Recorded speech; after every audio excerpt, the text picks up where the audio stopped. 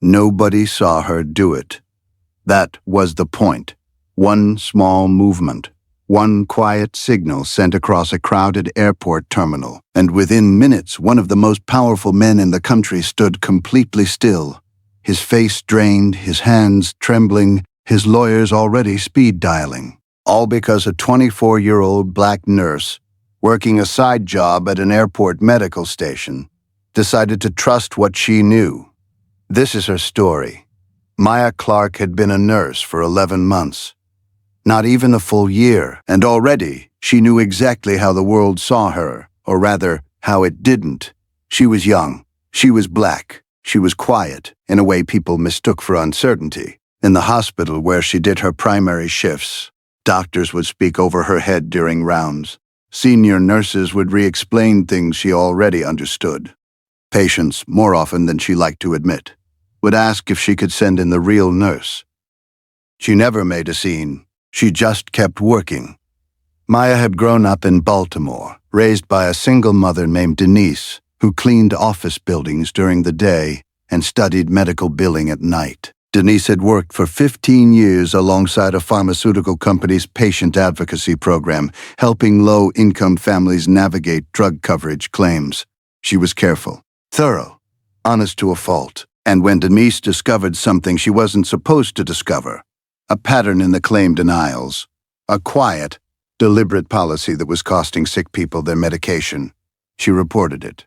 Internally first, then externally. She filed a formal whistleblower complaint with documentation, timestamps, everything. Nothing happened. The company's legal team responded within a week. Denise's contract was quietly terminated 2 weeks after that. The case was reviewed, classified as inconclusive, and filed away somewhere no one would ever look for it.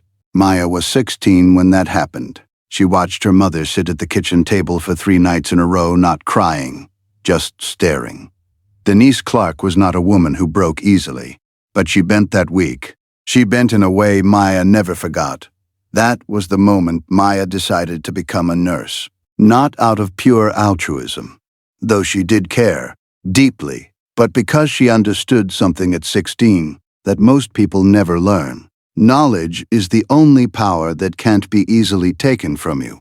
If she understood the body, the systems, the signs, she would always have something no one could dismiss with a legal filing. She graduated near the top of her nursing program. She picked up the airport medical station job for extra income it paid. Well, the hours were predictable, and honestly, Maya liked airports. She liked the way people moved through them. Purposeful, distracted, vulnerable in ways they didn't realize. People in airports were away from their routines. Their guards were lower. You could see them more clearly.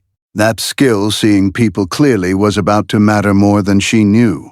It was a Tuesday morning in March when Richard Holt walked through Terminal B. He moved the way powerful men always move in public spaces.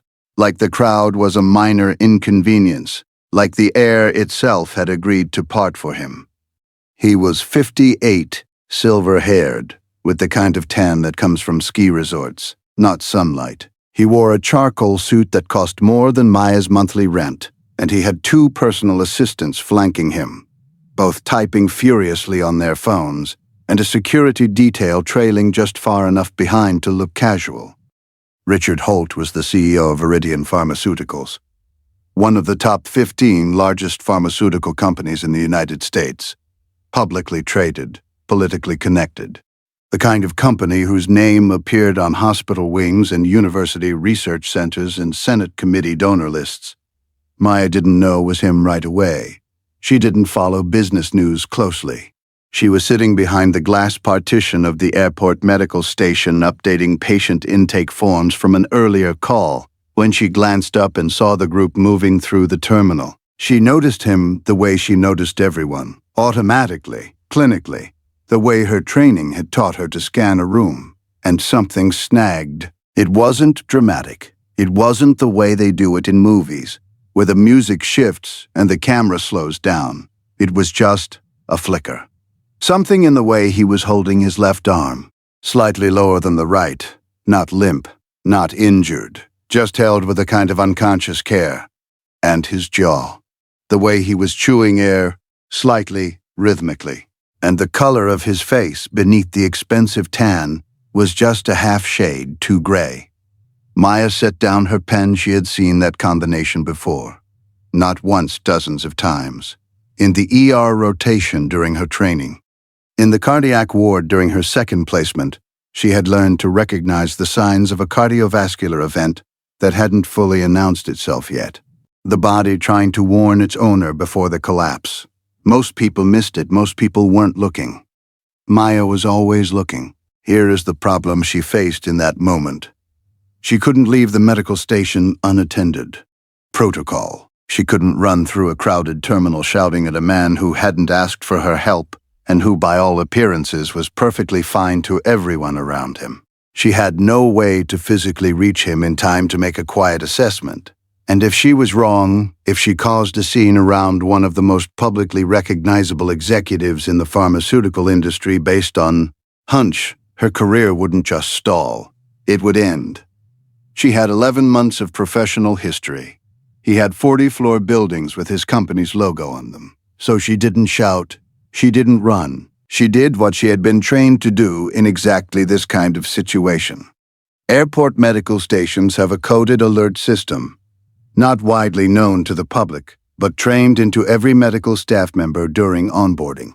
It exists because medical emergencies in airports are complicated. The space is vast. The subjects are often moving. A visible emergency response. People in scrubs sprinting through a terminal causes panic, which causes crowding, which makes the emergency worse.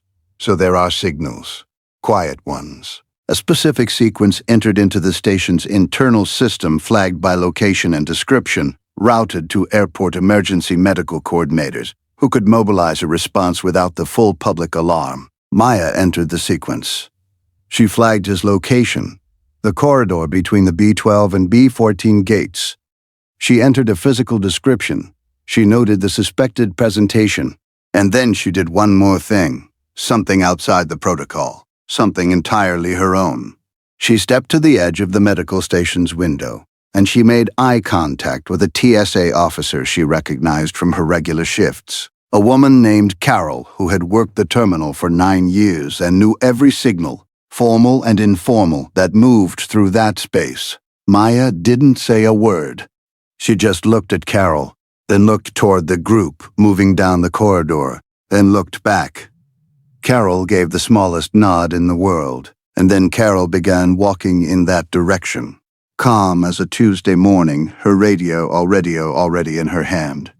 What happened in the next 4 minutes happened quietly. That was the thing people later found remarkable. How quiet it all was. No sirens, no running, no announcement over the terminal PA. Just a gentle, coordinated tightening of the space around Richard Holt as airport emergency medical staff appeared, seemingly from nowhere, and Carol intersected his path with a calm professionalism that left no room for argument. "Sir, we've had a report of a possible medical concern in this area. Would you mind stepping this way for just a moment?" Richard Holt's first instinct was the instinct of powerful men everywhere. Mild irritation, the assumption that this was someone else's problem, the reflexive reach toward one of his assistants to handle it. And then one of the medical staff, a coordinator named James, who had 15 years of emergency response experience, looked at him with that particular careful clinical stillness that medical professionals use when they are certain about something and waiting for the patient to catch up. And Richard Holt, who had the cardiovascular awareness of a man who had been getting annual executive health screenings for 20 years, felt something in that look. His hand moved involuntarily to his chest. Not dramatically, just a touch. The kind of touch a person makes when a part of their body quietly speaks up. And that was the moment he understood that something was wrong. Not just physically, something else was wrong, because he looked past James. He looked back down the corridor toward the medical station, and he saw her, a young black woman behind the glass, watching. Still, not alarmed, just watching, the way someone watches when they already know how something ends. He didn't know who she was, but the color left his face in a way that had nothing to do with his heart. They took him to the airport's private medical suite. His blood pressure was dangerously elevated. The early indicators of a cardiac event were confirmed, caught the attending Cordina. Tor would later say, at exactly the right moment. 20 more minutes of walking through airports unbothered, and Richard Holt might not have made his flight. He might not have made anything. He was stable within the hour. His personal physician was called. His assistants were managing the information carefully, keeping it contained, keeping it quiet. This was the kind of thing that affected stock prices. And in the middle of all of it, while Richard sat in the medical suite with electrodes on his chest and a controlled expression designed to project calm authority, Maya was asked to come in and complete the incident documentation, standard procedure. She had initiated the alert. She was required to file the full report. She walked in with her clipboard, and she sat down across from him, and she began asking the standard intake questions: name, date of birth, current medications, known conditions. He answered mechanically, looking at his phone, performing the role of a man who had already moved past this inconvenience. And then Maya said, still looking at her clipboard, Viridian Pharmaceuticals, you're the CEO. It wasn't a question, it wasn't an accusation. It was completely flat. He looked up. That's right, he said, with the careful neutrality of a man recalibrating. Maya wrote something on her clipboard. She didn't look at him again right away, she just wrote. And then she said, still writing, my mother filed a whistleblower complaint against Viridian in 2012. Denise Clark. She worked in your patient advocacy division. The room changed. Not loudly. There were no raised voices. Richard Holt was not the kind of man who raised his voice when something threatened him. He became very still instead. The same stillness predators use. The stillness of someone calculating. I'm not sure what that has to do with Han. Nothing. Maya said, finally looking up. It has nothing to do with your medical documentation. I'm sorry. That was unprofessional of me to bring up. She went back to her clipboard. But here is the thing about Maya Clark, the thing that Richard Holt was only beginning to understand as he sat there with his heart monitored and his assistants on the other side of a closed door. She had not brought it up randomly.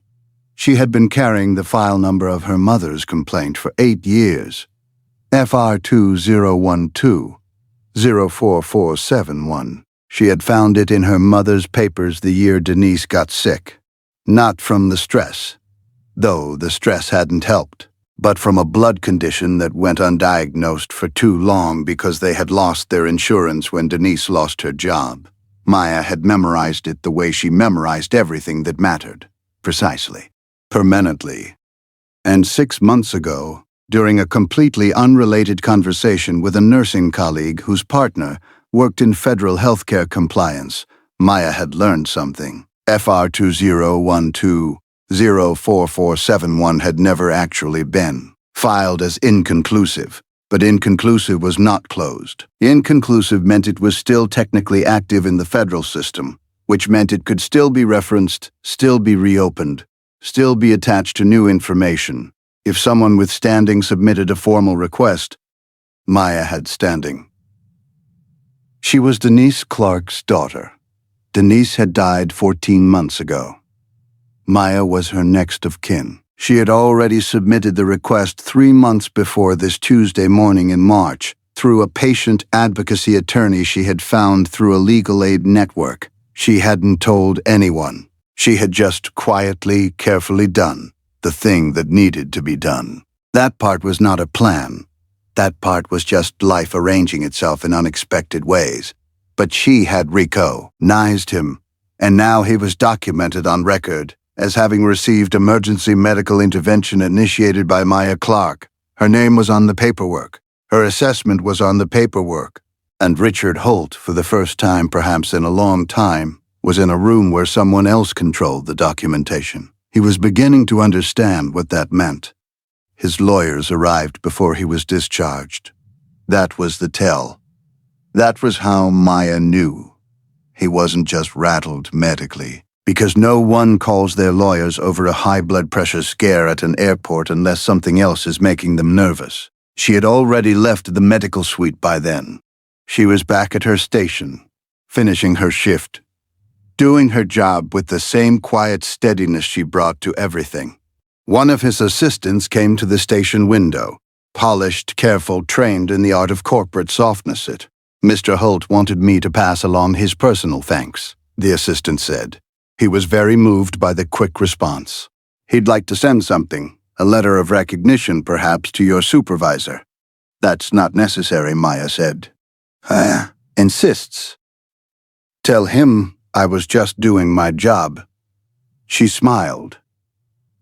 Professionally, and she went back to her paperwork. The assistant stood there for a moment, trying to read her, and found nothing to read. Maya had spent 11 months being underestimated. She had learned how to give people nothing to hold on to. An hour later, a different man came to the window. Not an assistant. Older. A lawyer.